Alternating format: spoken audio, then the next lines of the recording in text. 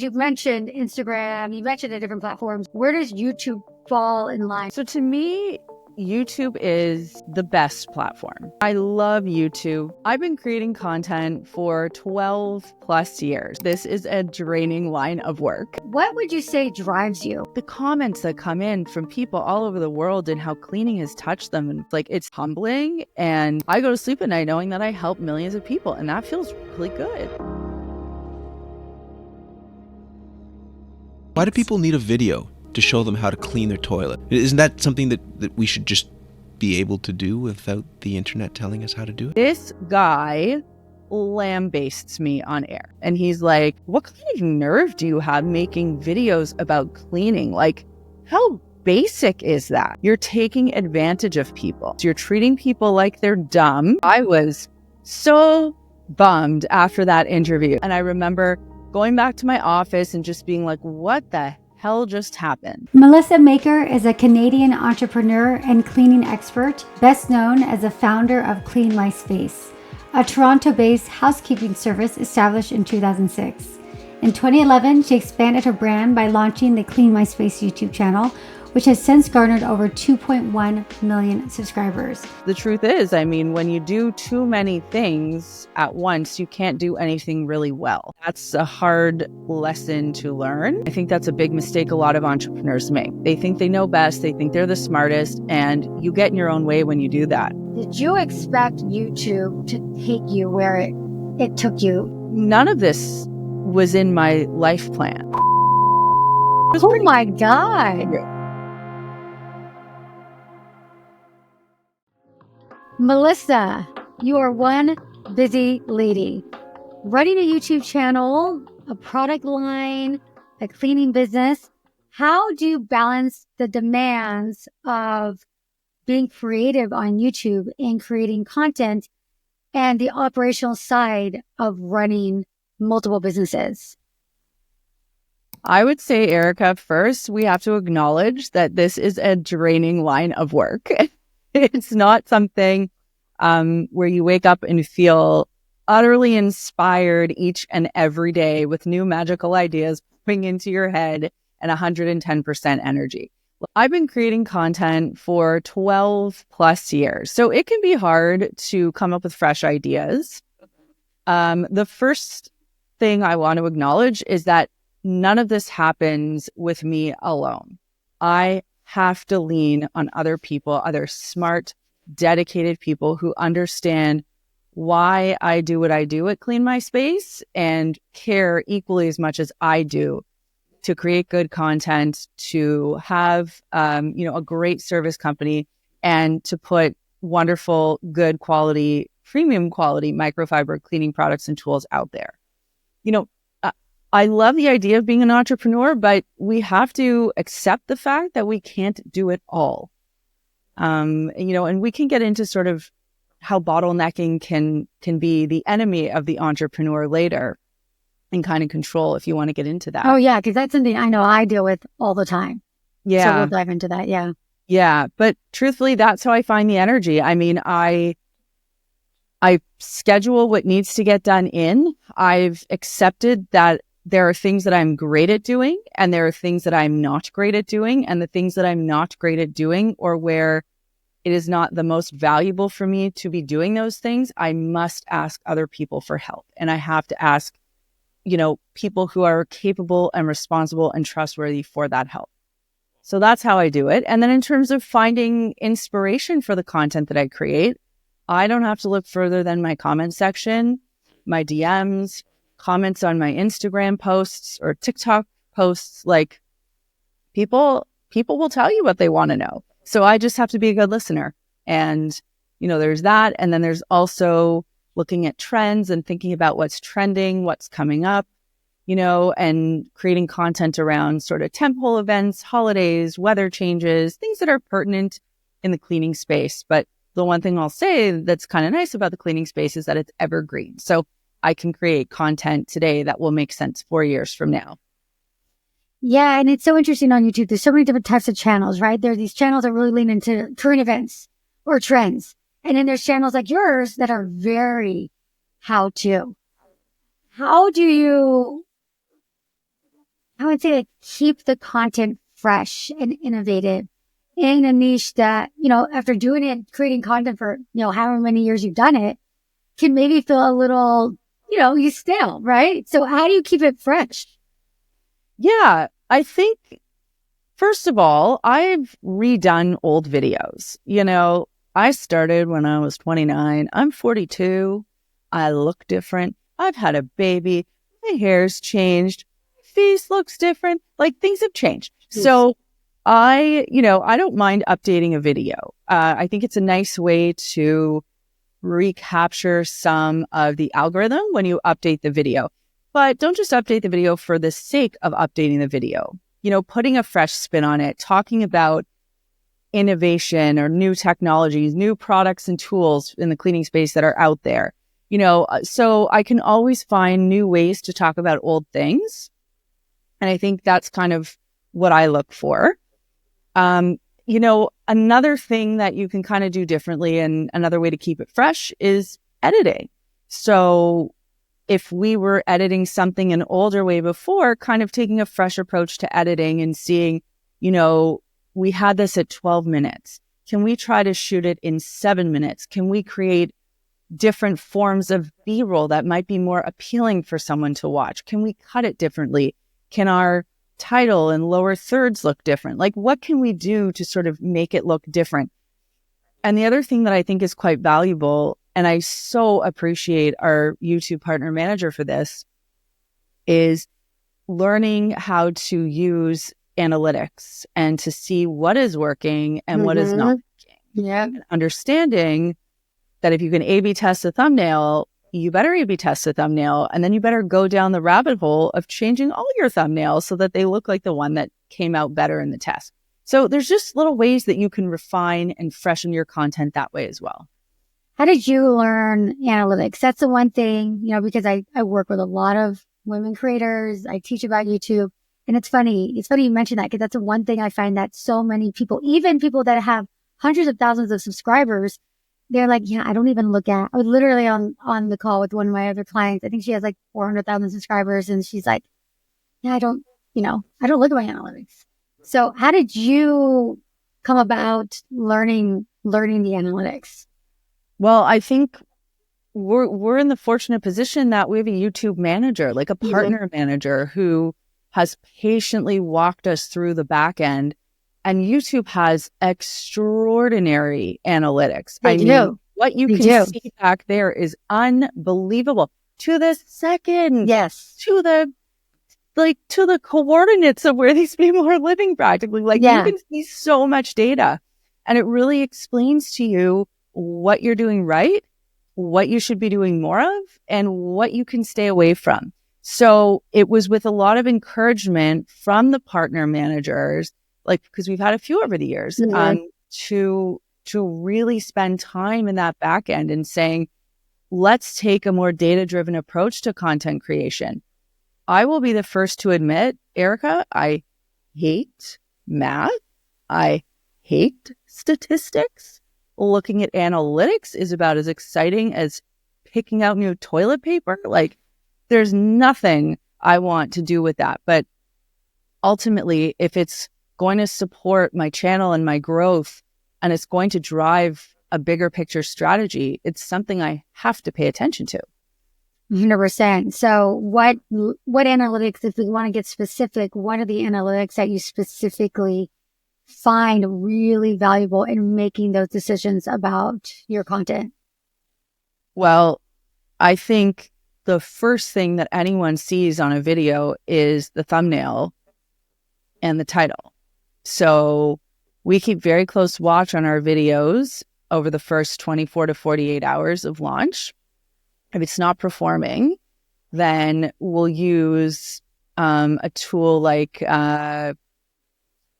there's TubeBuddy, and then what's the other one called? vidIQ. vidIQ. So we use vidIQ. Sorry, it's been a day. Yeah. vidIQ. We use vidIQ, and we'll kind of get some of their AI generated recommendations for titling. So I found that really helpful. Thumbnail A/B testing. Interestingly, we had access to that product a long time ago with YouTube and love it, because why would I have a stinky thumbnail up there? If it's proven, like they'll do the work for me and they'll tell me which one performs better. Why wouldn't I choose the better one? So I like to look at, the A/B testing on thumbnails and see what does Do you well. use the A/B testing that's inside of YouTube, or do you use because the one within YouTube I find is a little limiting in that it only tells you the retention. It doesn't actually tell you the click-through rate that you're getting on the thumbnail. I think as a proxy, it's still helpful. You still think it's helpful? Like, why wouldn't I take that information? Yeah. I feel like that's just, it's good to have. It's telling you something, I feel like watch time is important, but I think it's also relative to the length of your video. So, that's one that we sort of pay attention to. I think like drop off rate is really important as well, because it tells you where you've gone right and where you've gone wrong. If you're too long on a topic, you can see where people get bored. You can see where people scrub back to and rewatch content. So I think that that's really interesting. Yeah. I think looking at earnings is really exciting because you can see which videos, which topics are performing well. I always love to understand where my audience is coming from, not only for sponsored content, but also so I know how to address them. So for example, the English speaking countries are the big ones for us. So we have the most of our audience coming from the US. We have Canada, Australia, the UK, Germany is another big one for us. So while I don't speak German, I know that quite a few of my audience members come from there. So every now and then I'll give like a little shout out, or if I'm creating content and talking about baking soda, they don't call it baking soda in the UK. They'll call it sodium bicarb, or they call rubbing alcohol ceutical spirits. Like, so I know to incorporate certain language so that I can address my audience accordingly. So I feel like, even if you don't want to deep dive, and trust me, there are some wild statistical rabbit holes you can jump down, really wild. And there are people who are utterly obsessed with their analytics. And I love that for them because it does so well. But even if you just want to start off with some very basic analytics that you check regularly on a dashboard, that would be a great place to start. Yeah. And so let's go back to the fact that you juggle all these different hats. You have your businesses, you have your YouTube channel. What does a typical, say, like work week look like for you? And where are your hands in every part of your overall business? Yeah. So we shoot every Tuesday. So the whole week gets built around Tuesday shoot days. Yeah. We like Tuesdays because nobody wants to shoot on a Monday. No. It's never a great day to start off with your shooting. But Monday is really great for pre-production and for getting certain things finalized. If we need props or anything like that, we can kind of get that finalized. Especially, if we have sponsored content, it gives the team an opportunity to meet ahead of time just to make sure that everyone's on the same page. Any tweaks have been done, etc. I usually either every week or every other week, I have a TV segment, like a live TV segment that I do for one of the biggest show and the biggest morning show in Canada. So I have. Oh, that's very cool. So that's every other week. Yeah. So I was actually there this morning, and which is why I made up right now. Oh, nice. And so I love doing that, but that takes a few hours of time. Researching and writing those segments takes time, but that then can also be used to help me inform some of the content on YouTube and Instagram as well. Then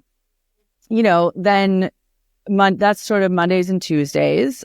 I'm mostly hands off with my other two companies at this point, the cleaning services business and the products business. I have folks who sort of work on that for me, because the truth is, when you do too many things at once, you can't do anything really well. And that's a hard lesson to learn, especially for someone who is type A and likes to be in control and all the things.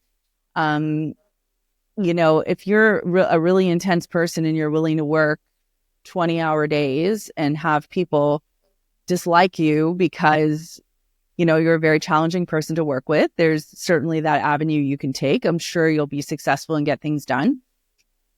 But for me, I've found, especially being a mom, I need time to myself. I need time to unwind. I need time to be with my daughter. I need time to be with my family and my friends and just be Melissa outside of work. And for my first many years, like 15 plus years of my business, that's all I was. I was just Melissa from Clean My Space. Like I lived it, I breathed it. That's all I did. And now, I'm just enjoying so much more having other awesome people help me and me just doing what I'm best at, which is doing work on camera. So, Mondays and Tuesdays are that. And then Wednesday through Friday, I'll deal with sponsored content. I'll deal with, creating and editing reels, administrative stuff, taking meetings, coming up with content ideas for upcoming shoots, etc. And, then I'll just tune in. Honestly, there's a lot of really boring admin stuff that happens behind the scenes because of these 3 businesses, like government stuff, banking, accounting, all the stuff I never want to deal with, but takes up time. So yeah, that's kind of what a work week looks like if I had to give you an average. How did you transition from, Melissa Meeker, Clean My Space, to being able to relinquish some of that control that you have over, you have your business, a microfiber cloths, and you got the cleaning business. How were you able to transition? Because you started off not with YouTube. You started off as a business owner of your cleaning business. So I'd imagine that in itself is like a baby, right? So how did you transition from that to doing YouTube to now relinquishing control of those businesses? Well, this is how I feel. Okay. I think you can have 100% of something and get so far, or you can have 80 or 70% or 50% of something and get further ahead because you have smart people working with you. And I'm not necessarily talking about shares in your business. It's more just let's call it the income that your business is generating. So you can sort of look at it from either aspect or perspective rather. But that's really what I had to do. I had to evaluate and say, I've never thought I'm the smartest person in the room. And I think that's a big mistake a lot of entrepreneurs make. They think they know best. They think they're the smartest, and you get in your own way when you do that. And I think, again, I go back to, I know what I'm good at and I know what I'm not good at. And I also know I'm humble enough to know when I can't do it all. And I think I wasn't always like that, but learning that was so important and instrumental in getting me to that next point where I could say, I don't have the capacity to do this anymore. I used to, I don't anymore. And I need to. And even if it means that I can't control these parts of the business anymore and I have to trust someone else, then I have to trust someone else. And I have to find that person who believes in what I do and believes in the mission and wants to do a good job. And you can't just find that person out of nowhere. You have to, work hard to find someone who's really interested. But when you do, it sort of frees you up and frees up your mind. I mean, listen, I've been burnt out many times doing this. I think, most people can get burnt out. And we're on a little hamster wheel when we're content creators, right? We're constantly trying to figure out that algorithm. We're constantly trying to figure out what our audience wants. We're constantly trying to figure out what sponsors want. We have to keep pumping out content, fresh this, fresh that. It can feel very much like a hamster wheel. So how do you get energy for that and grow and do these other things? You can only do it with other people helping you. Yeah. Was there a turning point where you're like, this is it, I've got to find somebody, or was it a gradual progression? Yeah, I would say it was gradual. There were different parts of the timeline where, I sort of relinquished control. And, one very notable time was when my book came out and I had a book deal in 2016, and I had 6 months to write my book. And I had a team working in my service business office at the time. And I said to the manager there, I said, listen, you're going to be in charge for the next 6 months. I'm going to check in with you, but for the next 6 months, my job is to write this book and I will not be coming into the office, and I will like call you or video call you, or I might stop in once a week and get reports. And we held our weekly meetings, but like I went to my public library. I had classical music playing in my ears. I had my laptop, and I wrote that book for 6 months. And that forced me, right? It forced me to trust someone else. And I watched my business carry on without me there every day. And that was freeing, right? Because I saw someone else could do what I could do. Now, were they doing it exactly how I wanted it done? Did they have the heart and the passion that the owner had? No, but they were close enough. And that was good enough for me. Yeah. How do you find these people? Prayers. No, but seriously, hiring is so important and so crucial. And I think skills can be taught, but a heart and attitude cannot. So it's more important to find someone who cares, who's conscientious, who's good in their role, good with people, a fair and honest communicator. Like those soft skills, I think are infinitely more important than the skills you want that person to bring to work. Someone who likes what you do, that's sort of like an instant buy-in to your culture, provides that your culture is like a safe space and a good space for people to be. I also think, we have to re-envision what we want from our employees.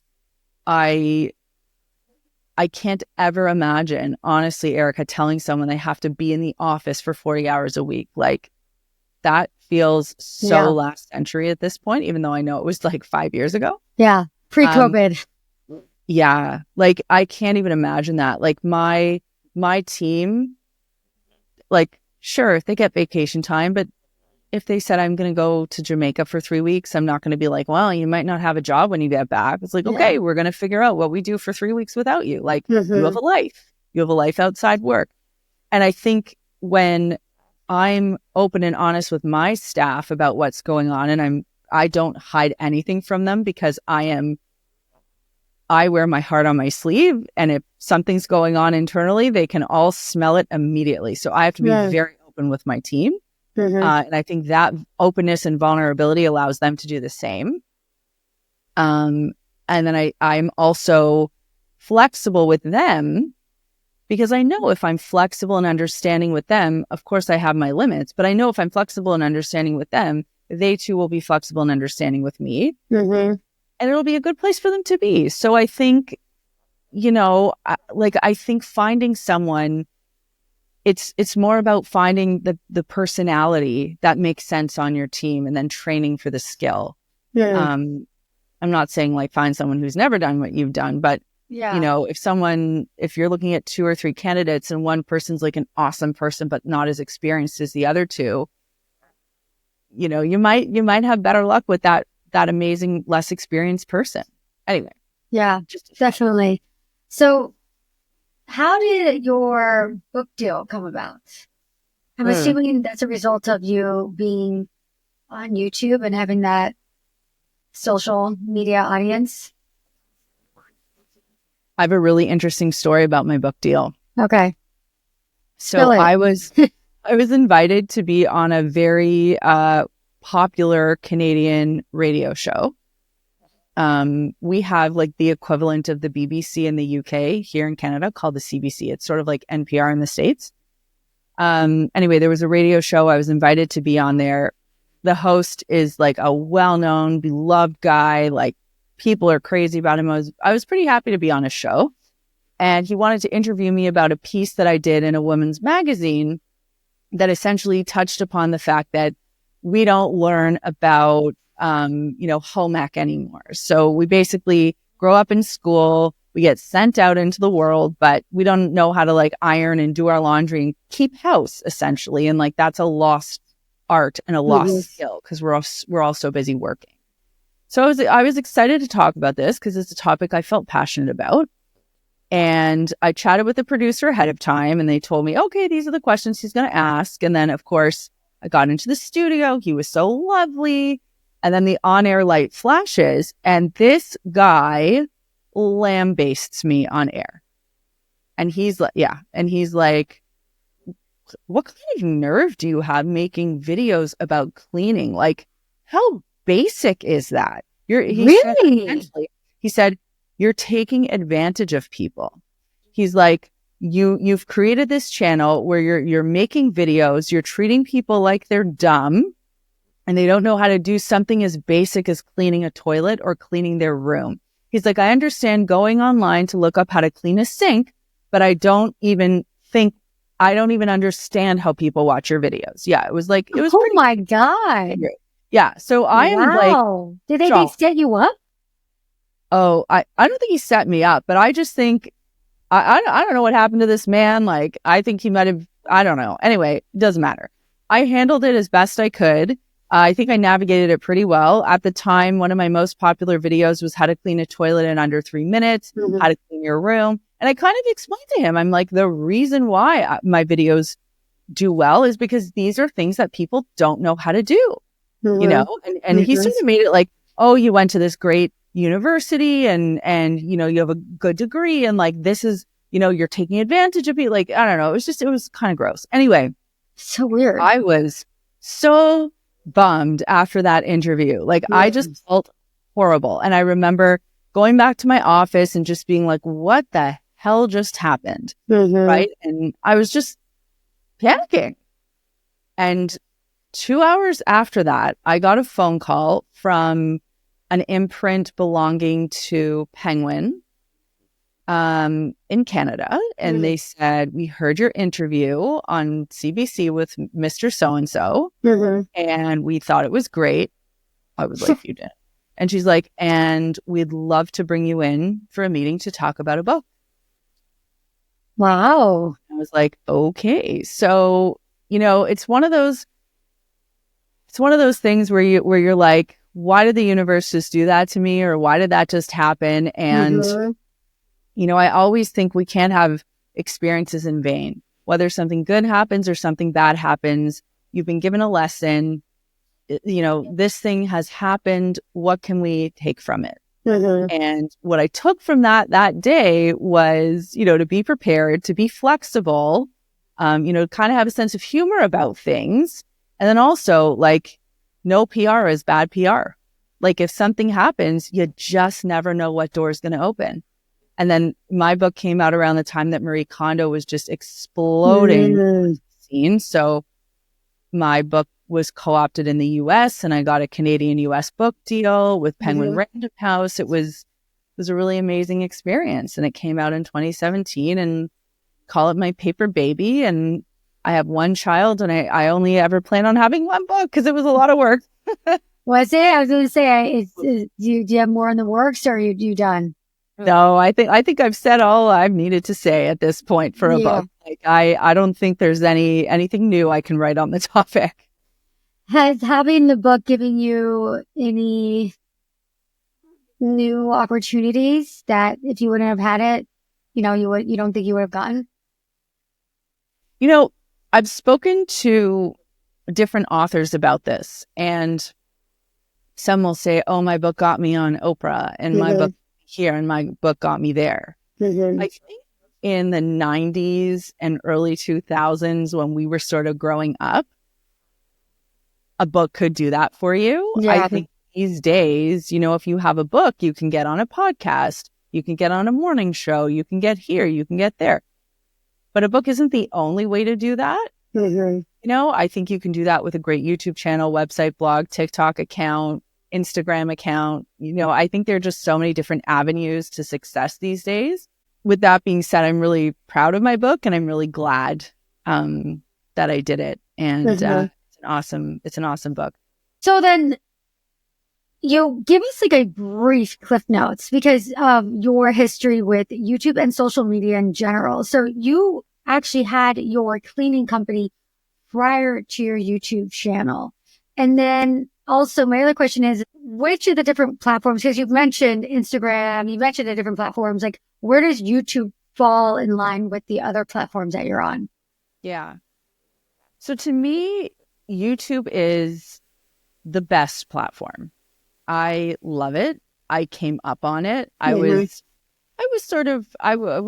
like an early creator, so I certainly wasn't one of the first, but I was one of the first in the cleaning space for sure. Yeah. And I love YouTube because I think long form is so different and so special compared to what you get with short form. And to be honest, I've struggled with the short form format because I like to talk and I like to explain things. And I think with cleaning, if you skim over something, and when I watch some of these TikToks or Reels, like they go over something so quickly, like they just show you like a sped up 3.5 clip of like doing a thing. And I'm like, but you didn't tell them anything. Like you didn't teach them anything. Sure, It's just entertainment. Yeah, it's entertainment, but like it's not cleaning instruction. It's not designed to teach you how to do something properly. And that's what I like to do. So when I can be in long form and I can talk to my audience and talk with my audience and share with them what I've learned and my best practices, that's when I'm happiest. Short form, I'm always stressed. Like I'm just like, say it faster. Yeah. And the editing, I edit my short form mostly myself, and I find it pretty dreadful. I have an editor for long form, but short form I do myself just because I feel like I pay a lot of attention to short form content, and I want to sort of try and crack the code myself so that I don't ever have to rely on someone and, outsource it. I think it's very fickle. So that's why I try to stay on top of it myself. But I do find it like one of the least pleasurable parts of my job. In terms of Instagram, I love stories on Instagram. And first of all, I love stories because like it's fun to kind of like say, yeah, here I am, my hair is up, a greasy bun, whatever, and I'm doing this or that. Like I think that's kind of fun and funny. Yeah. But boy, like one of my favorite things and great ways to build community is like asking questions on Instagram, whether you're doing a poll or you're putting up, just a comment as a photo and letting people respond in the comments. And I also love resharing. I have a really silly sense of humor.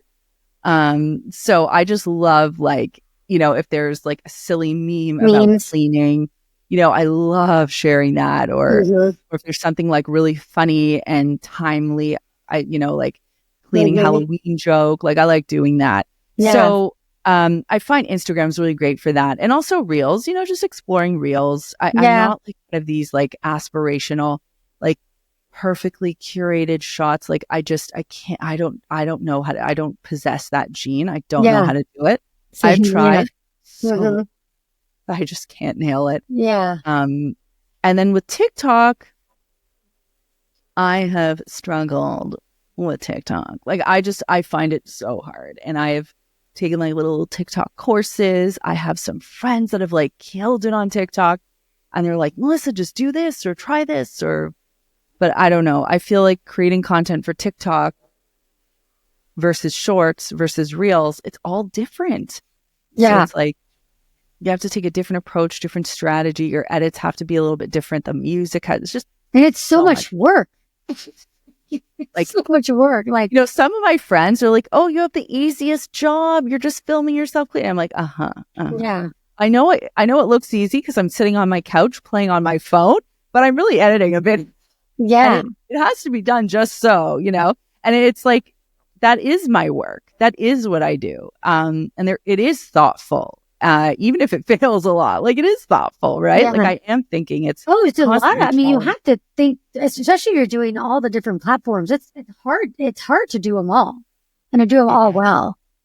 It is so hard to do them all well. And huge respect to the people who do it all and do it all so well. And to be frank, I think even if people say they do it all, I think a lot of people have help because I'm the platforms. Yeah, I'm a pretty productive person, but honestly, there's no chance. There's no chance I could do all of this alone. No chance. So would you say that YouTube is your main largest platform?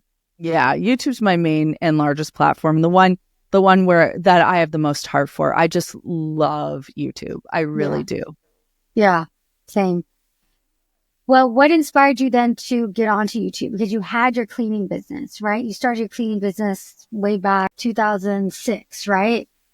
And then 2011, roughly like 5 years later, you started your YouTube channel. Yeah. What inspired that? And then did you expect YouTube to take you where it took you, where you're at today? Yeah. So at the time, my husband had suggested that we start making YouTube content as a way to promote the cleaning company that I had, because YouTube was owned by Google. Google has SEO. You can get backlinks. This is all like very old-timey conversations that no one has anymore. Yeah. But back when this was relevant, this is stuff that, we were thinking about. So I had no on-camera experience, possessed none of the appropriate equipment. There was really no set. There was really no plan for content. It was more like, what are some of the challenges, the problems, the struggles that people are running into?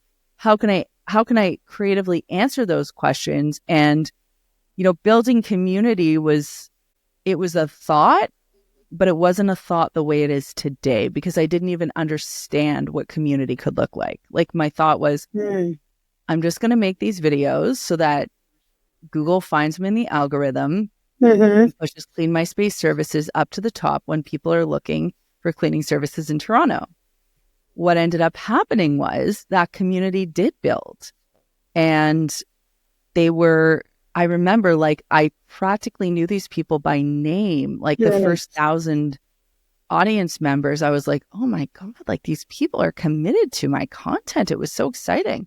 And then the more I understood what YouTube could be, and the more I understood what community meant and how impactful my silly, seemingly meaningless cleaning content was. Yeah. And I mean that in the sense that, like, I didn't know that people would be looking for cleaning videos, but the more I created content, the more people would ask questions, the more beautiful comments, touching, like, really lovely things I would receive. And it was like a huge shift happened, because I realized I wasn't doing this to be selfish. Like, I had to switch to a service mentality, and, like, I was doing this to be of service to people. They were asking me a question, and it was my job to give them the best possible answer. That became the mission. It was about helping people, and this is sort of our mission, making incremental changes in their lives every day. That's all I want to do, because if I can teach you how to make your bed 20% faster, or if you can even quantify this, like 50% nicer, your life is being improved. And I had a really tiny part to play in that. And I know, like, I've heard from people all over the world who have said, you inspired me to start a cleaning business.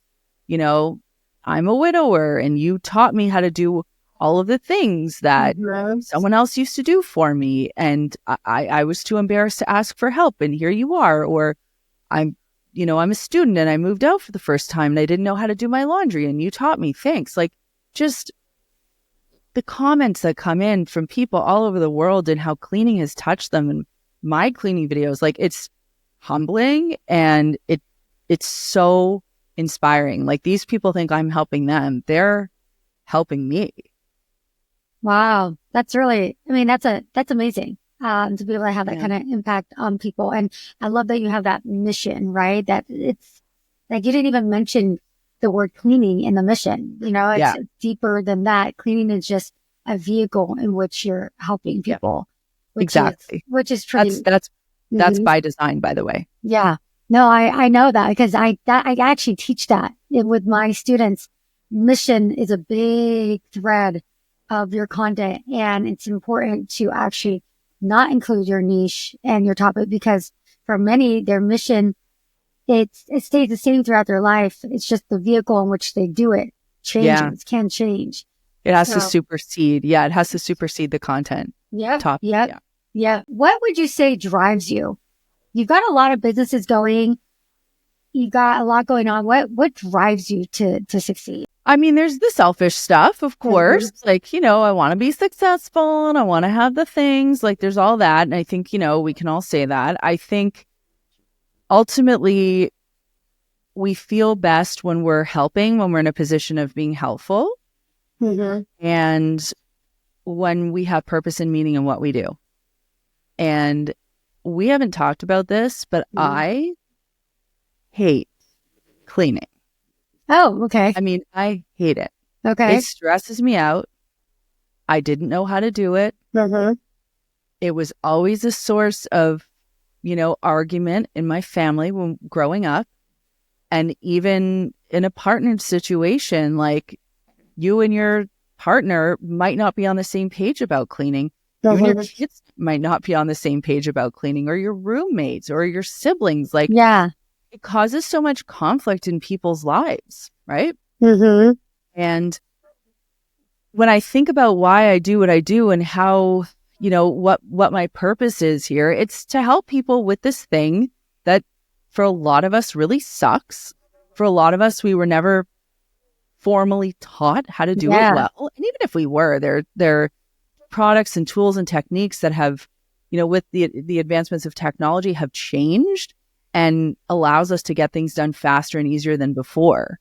So really, that's why I do what I do, because I see a small way that I can help people in this world. That's my superpower. Like, I didn't go to school for cleaning. I went to school I have a business degree. And I wanted to get into marketing and branding and advertising. I had zero interest. I wanted to be an entrepreneur, but again, I had zero interest in cleaning. But I saw this enormous opportunity because I knew there were so many people like me who were struggling with it and needed to find a reliable service.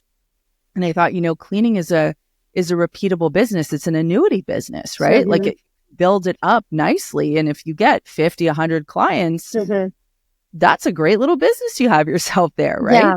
So I saw that. But I think the bigger picture is seeing that cleaning is really about wellness.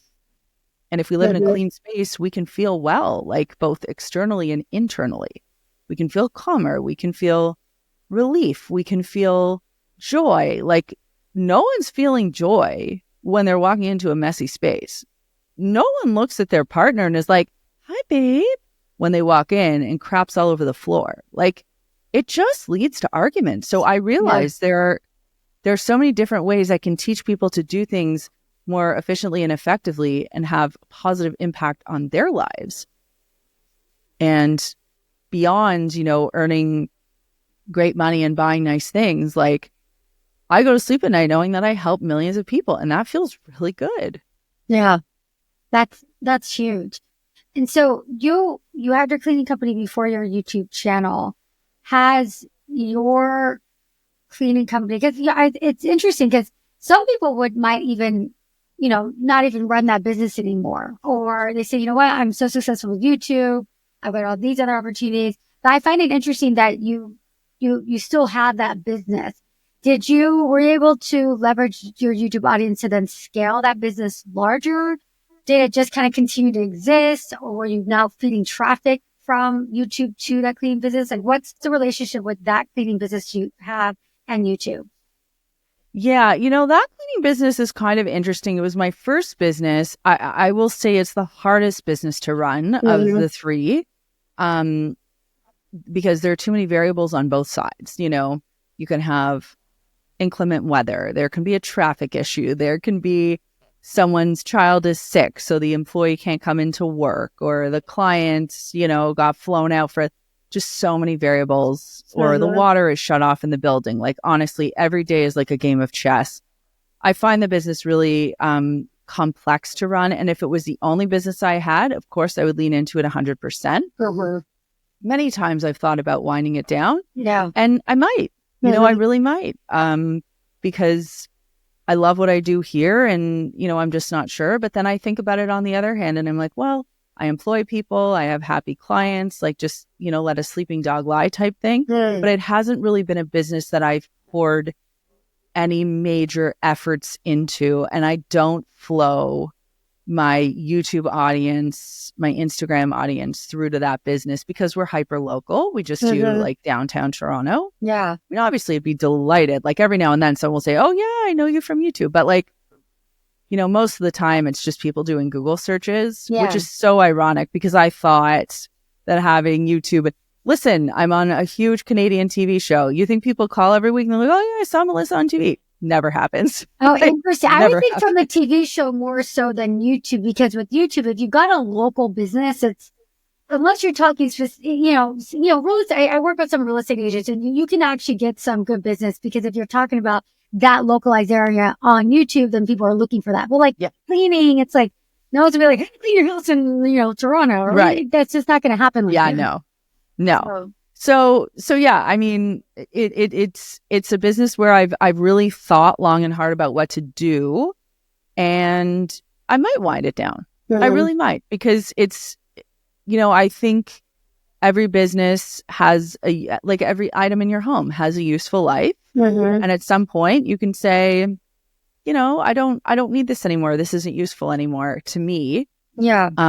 But I guess the hard part for me is that it's still useful for other people. So I have to kind of think about that and see how I feel. Yeah. Let's talk about your other business, the makers cloths, the microfiber cloths. Yeah. Share how that came about. And at what point were you kind of on YouTube and where did the idea say, okay, we got to come up with this business. Let's do it. So yeah, share with us the story with that. Yeah, so the company's called Makers Clean, and the way that came about is, I had access to commercial cleaning tools and supplies because I have a cleaning company, and I had all of this industry knowledge as to, what the best practices were and what the best products and tools were for certain cleaning jobs. And then you would go to big box stores and you couldn't find that stuff. So like the average consumer had no access to the goods. Now, very different today, where you can go online and find literally anything to do literally any job you could ever conceive of, not just in cleaning, but in anything. So I, at the time we said, let's think about microfiber cloths as a business opportunity, because I would talk about cleaning with microfiber all the time because it was such a game-changing tool. I mean, it's like when a laptop came out and people were like, should I still be using a keyboard? Like, of course not. You should be using a laptop. Like, are you crazy? It's the same. It's like what a microfiber cloth has done for cleaning in terms of technology is like unprecedented for any other type of cloth out there. So I really leaned into it, but my audience kept saying, they're like, well, where are you finding these premium cloths? Because I can only get the really bad ones from the dollar store, and they're not doing what you say they're supposed to be doing. And I was like, that's the opportunity. So we started looking for suppliers. We tested well over 100 cloths. And then we found our initial line of offering of products that we liked. We ordered them. It was a super small batch. I had the tags hand stitched by I forget what they're called. Maybe they're called finishers here. I'm not familiar with the textile lingo. It sort of escapes me. But like, there's people that like finishing. Like they put labels on clothing and textiles. I had a clothing line at one point, and so they would do the tags. Is it called a finisher?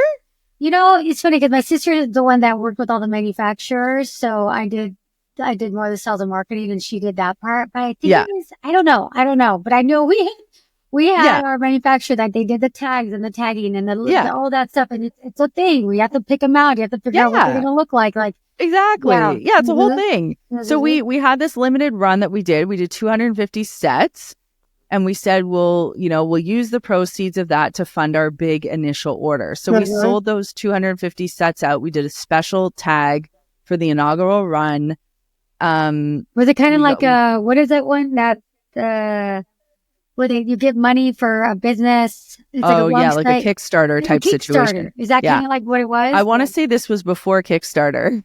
Okay, But it you was but you use essentially your audience, your YouTube audience to exactly. sell it. Yeah. It was exactly like that. Like we said, guys, we'd love to have your support on this. Like, you know, if you can help us, we want to launch this business. And people were so excited. They were so lovely. And we sold out. And I hand wrote thank you notes to every single person. My mom came to my office and packed all the boxes. Like it was a real family affair. That's cool. And we sold out, and then we placed our order. And that was how the company was built. Wow. And how many subscribers were you at the time? We were under 1 million. We were, maybe 500,000-600,000 at the time. Okay. And then at what point then that you knew this was going to be a viable business and that it was going to take off? Was it when you sold out everything, or was it a little bit later on? Yeah, it was a little bit later on because it was sort of a pet project just to see how it was going to go. You know, once we had more inventory, once we had a better website, and once we were integrated with Shopify, and had a good 3PL. So like we had our whole ops system in place. Then the business could just sing. Like it's a really beautiful business. And I love it because, you know, I'm so proud of what it is. Like the products are so wonderful. We get incredible feedback. We have just a limited number of products that we bring in. Like we don't just like bring in any old thing, you know, like you go on Amazon and this viral thing. Yeah. Cause you're getting a big commission for it. That's why you're calling it amazing. Like it's not actually amazing. The stuff we put our name on is actually amazing.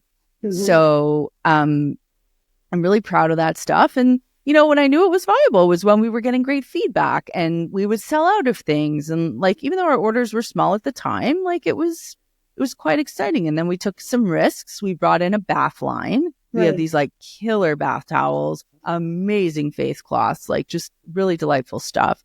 We did a mop. We did a Kickstarter style thing for our towels.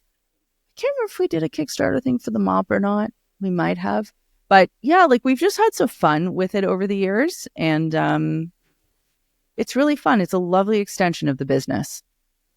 Yeah. And so do you just use YouTube to drive traffic to that business, or do you do ads? Do you do influencer collabs? Is there any other way of driving business? Yeah, I find so we've sent boxes out to influencers before. We've played around with commissions. The thing is, like, we're just not big enough, I want to say, to do influencer collabs well. In terms of paid ads, and this is very likely an opinion and not a fact. In fact, I'm going to say it's an opinion and not a fact. But I think you need so much money to do paid ads well.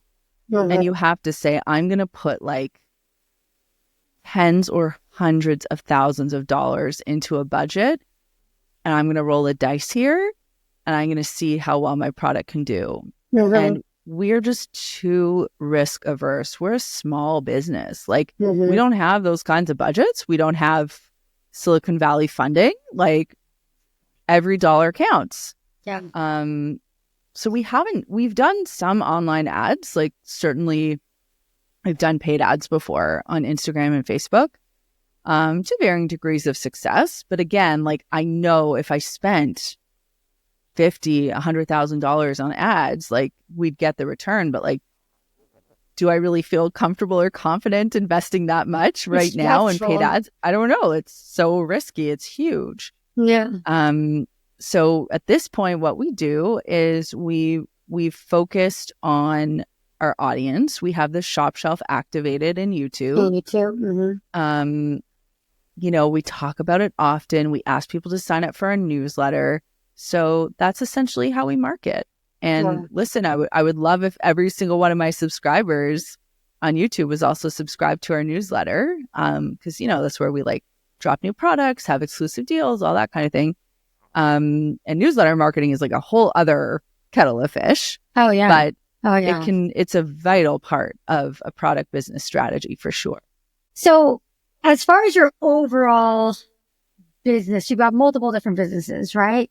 what percentage would you say comes from YouTube, which I would put in that bucket, YouTube AdSense? Do you do brand collaborations at all or no? Okay, brand collaborations, AdSense.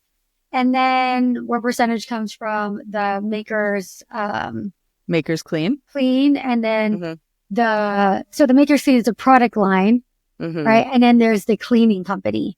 Yeah. So in order of largest to smallest businesses, the products business is the largest. The digital business is the mid-tier business. And the service business is sort of on the low end. I mean, the service business, I would say, is anywhere from 10 to 15. I would say the products business takes anywhere from 50 to 60. And I would say the digital business takes anywhere from 25 to 35%. And the digital includes brand collaborations and in YouTube AdSense. Yeah.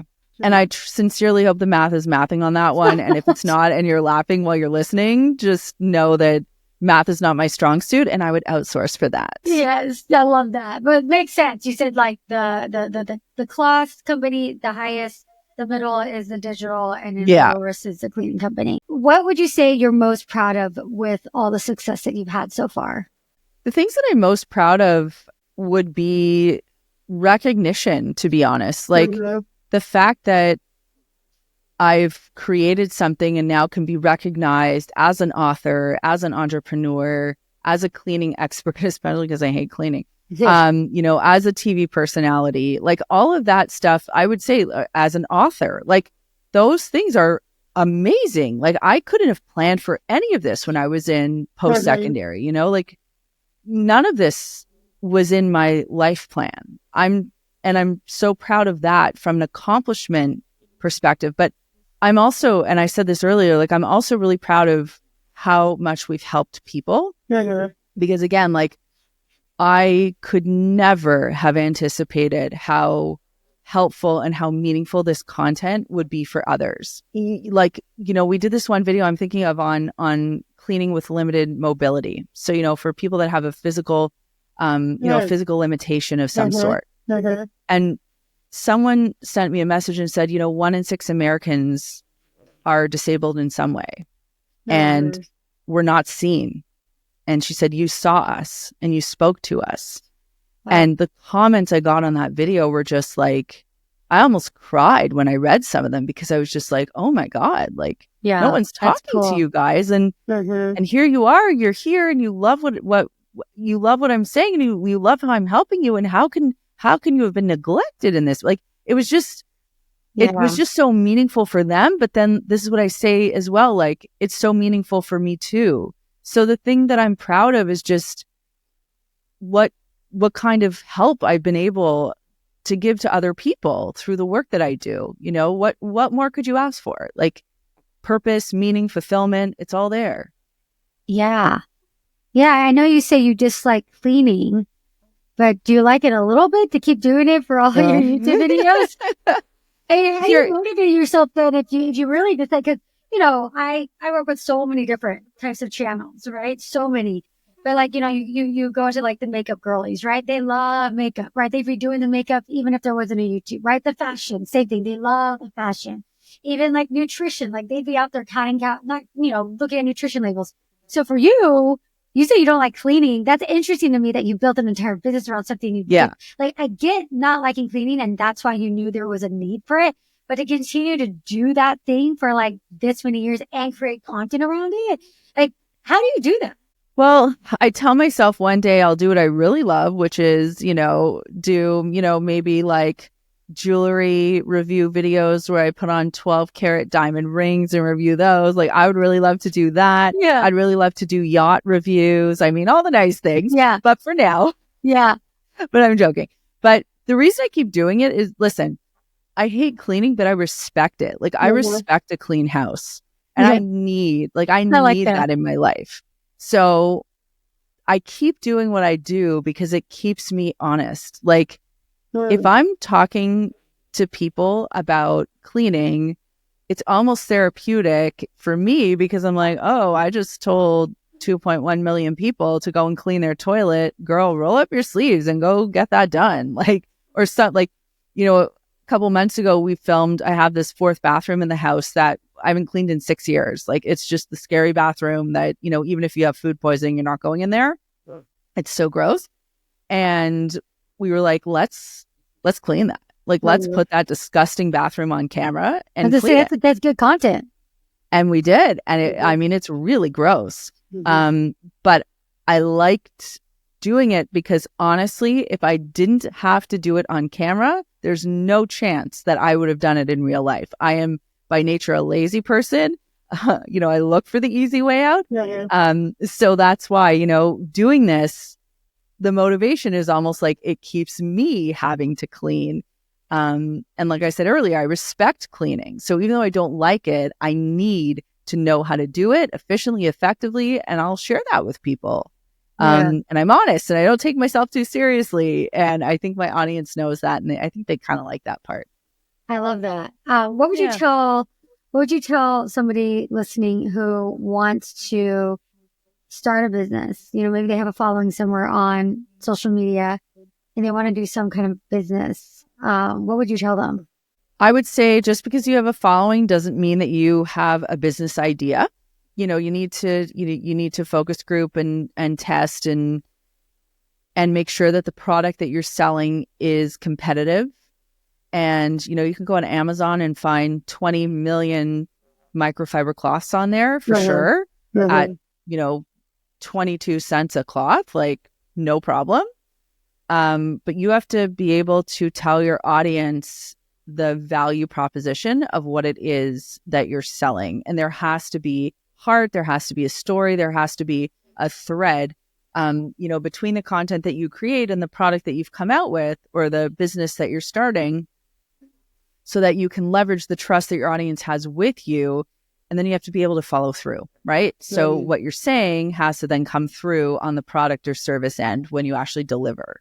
I know that's sort of a more theoretical approach, but I do feel like, the ins and outs of starting a business. I mean, you can listen to tons of entrepreneurial podcasts about that, but what you really need to think about is your reputational risk. You're putting your name on the line, and is it worth it for you knowing what your audience expects of you and knowing what you can access for products or services? And is that something that you want to meld? Yeah, that's so true, because having that audience, while it is an important part of owning a business, because you need to get traffic somewhere, it's not the only part. And so I think a lot of influencers go, okay, well, I have this big following, I got to start a business. And then they either get help from the wrong people.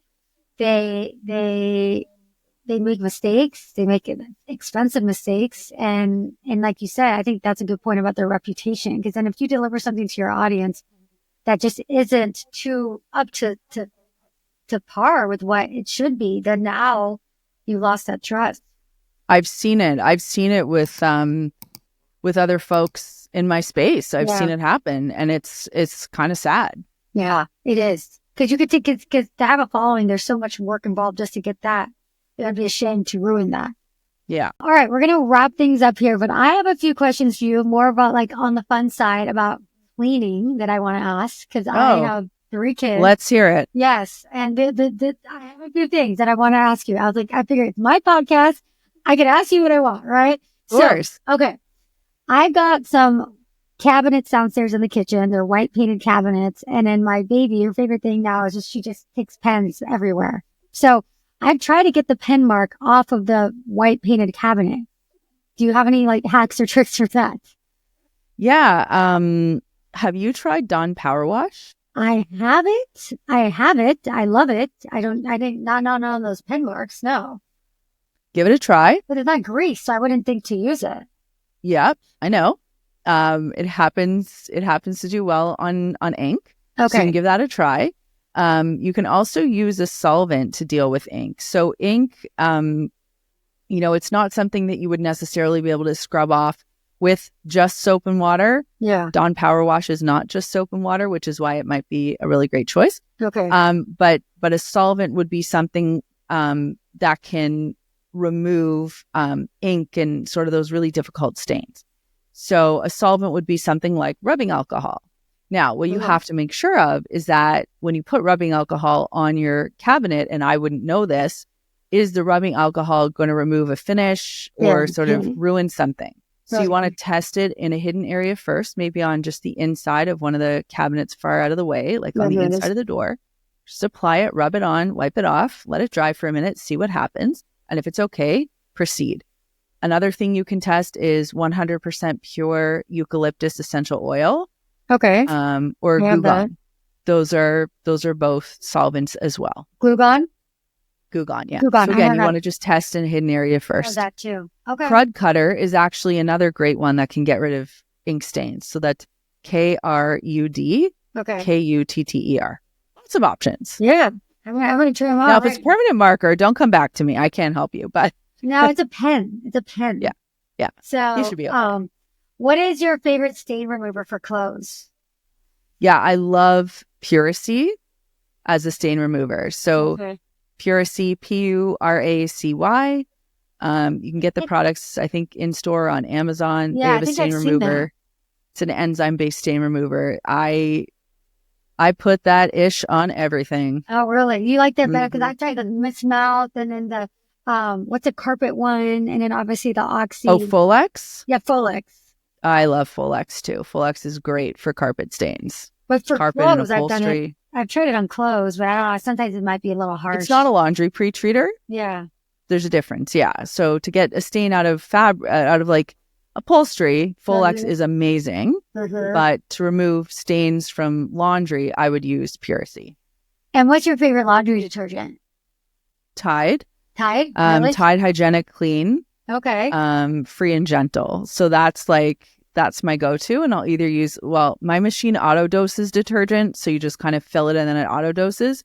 So I'd use the liquid. When I run out of liquid, I have like backup Tide Hygienic Clean pods. And I say that because, I've tested their detergent. I've been to P&G's headquarters in Cincinnati. I've seen how the sausage is made, and that detergent is just mind-blowing. Oh, really? What it can do for laundry is just so above and beyond what other products can do that it's just, to me, it's like, I don't even know why people would use another brand. Oh, It's interesting. just, you want clean clothes? Yeah. Great. That's what you're going to pick. If you want not such clean clothes and you want to use dissolvable sheets, that's great. And people are going to say you're saving the environment, but then you have to launder your clothes 2-3 times to get them clean. And that's actually really wasteful. Yeah. So interesting. I've done some soul searching on that one. And I just really feel, best about Tide Hygienic Clean. Okay. Tide Hygienic Clean, free and gentle. Okay. Yeah. I wrote it down. And what about overall like house cleaning? Yeah. So listen, you can spend your hard-earned dollars on an all-purpose cleaner if you so choose. You can also get yourself a lovely spray bottle in any size or shape or color that you like, and use water from your tap and like your pinky nail size drop of dish soap. And the dish soap I love is Dawn. Dawn to me is like the gold standard of dish soap. And shake that up, and that's your all-purpose cleaner. And if you want to be bougie, you can throw in 10 drops of your favorite essential oil and call it a day. That is what I use to clean 60-70% of my house. Oh, wow. I thought you were going to say vinegar. Nope. Vinegar is great for glass, and I use it occasionally. If you have tile, vinegar is great for tile. Certain bathroom applications, like for the shower, things like that. But soap and water, soap is a surfactant. It's designed to lift dirt to a surface. Water is the carrier, so it kind of helps, and it can kind of soak things. Now, if you have like built up, greasy, grimy, really dirty stuff, obviously you got to bring out the big guns, and you have to bring out like, store-bought products are there for a reason. But if you're just doing your daily cleaning, soap and water is going to get you there. Oh, I love that. I think that's great. And great quality microfiber cloths. I know. You can check Makers Clean if you were so interested. Yes. I am going to go and buy some of your cloths because I love microfiber cloths. And it was a game changer for me when I discovered them for doing my dishes and everything. Yeah. And I love them. I totally agree with you. You said it early in the interview that like microfiber is like such a new technology for cleaning. I'm like, yes, it is. So yeah. I think that's awesome that you have that company, because I agree with you. I am like a big fan of microfiber cloth. I won't do dishes. I won't do anything without microfiber cloths. Yeah. So no dish towel, nothing. I have to have my microfiber. So yeah, love it. Totally. Love it. So, and I'm definitely going to check yours out. All right. For those of you that are watching, where can people find you, Melissa, if they're not familiar with you or they're just seeing you for the first time? Sure. Well, if you are, it's nice to meet you. Hi. And you can find what I do in the cleaning world on YouTube, youtube.com/cleanmyspace. Our handle is Clean My Space on Instagram and TikTok. The book is called Clean My Space. The cleaning tools are available at makersclean.com or makersclean.ca. And I, on Instagram, am at Melissa Maker. And that's kind of where I let loose a little bit. I just put up some pictures from travel and parenting stuff and silly things. And yeah, it's just me. So if you're interested, that's all where you can find me. Amazing. I'm going to put all that in the description below. So make sure you go check out Melissa, show her some love. Melissa, thank you so much. It was so awesome having you on the show. Thank you so much, Erika. I really enjoyed chatting with you as well. Bye. Take care.